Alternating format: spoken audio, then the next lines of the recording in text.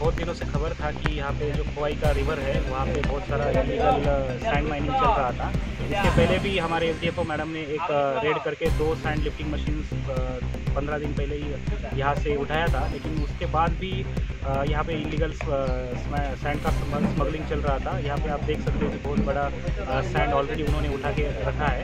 तो इन्फॉर्मेशन था, उसके तहत आज हम आए थे यहाँ पे, और आज भी हमें 2 सैंड लिफ्टिंग मशीन मिला है, और उसका जो पंप है और सैंड लिफ्टिंग जो मशीन है, इंजन है, वो आज हमने सीज़ किया है।